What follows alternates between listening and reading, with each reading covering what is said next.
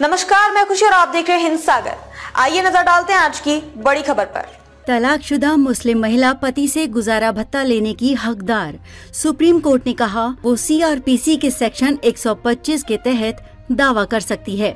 Supreme court ने बुधवार 10 जुलाई को कहा कि तलाकशुदा मुस्लिम महिला सीआरपीसी की धारा 125 के तहत अपने पति से भरण पोषण की हकदार है। इसके लिए वो याचिका दायर कर सकती है। जस्टिस बीवी नागरत्ना और ऑगस्टीन जॉर्ज मसीह की बेंच ने एक मुस्लिम युवक की याचिका को खारिज करते हुए ये आदेश दिया। कोर्ट ने कहा कि मुस्लिम महिला तलाक पर अधिकारों का संरक्षण अधिनियम 1986 धर्मनिरपेक्ष कानून पर हावी नहीं होगा। न्यायमूर्ति नागरत्ना ने कहा, हम इस निष्कर्ष के साथ अपील खारिज कर सकते हैं कि सीआरपीसी की धारा 125 सभी महिलाओं पर लागू होगी, न कि केवल विवाहित महिलाओं पर। बेंच ने पूछा कि क्या याचिकाकर्ता ने इद्दत अवधि के दौरान पत्नी को कुछ भुगतान किया था।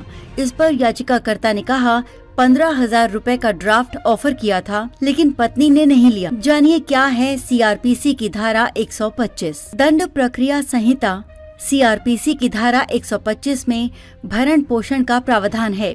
इसके अनुसार कोई भी व्यक्ति जिसके पास अपना भरण पोषण करने के लिए पर्याप्त साधन है, वो पत्नी, बच्चों और माता पिता को भरण पोषण देने से इनकार नहीं कर सकता। सीआरपीसी की धारा 125 में पत्नी की परिभाषा। पत्नी किसी भी उम्र की हो सकती है, नाबालिग या बालिग। धारा 125 में पत्नी का अर्थ कानूनी रूप से विवाहिता महिला है।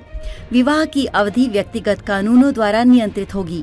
यदि कानून रूप से वैध विवाह का तथ्य विवादित है, तो आवेदक को विवाह साबित करना होगा। एक दूसरे को माला पहनाकर की गई शादी को अमान्य करार दिया गया। पत्नी इन 3 कारणों से भत्ते की हकदार नहीं। वो किसी दूसरे पार्टनर के साथ हो, बिना किसी सही कारण के अपने पति के साथ रहने से मना कर दे, यदि पति पत्नी आपसी सहमति से अलग रह रहे हैं। बॉम्बे हाई कोर्ट ने कहा था, मुस्लिम पति को पूरी जिंदगी तलाकशुदा पत्नी की जिम्मेदारी उठानी होगी।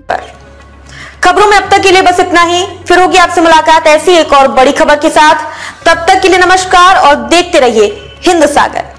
ऐसे ही लेटेस्ट अपडेट्स के लिए हमारे चैनल को सब्सक्राइब करें और तुरंत नोटिफिकेशन पाने के लिए बेल आइकन प्रेस करना ना भूलें।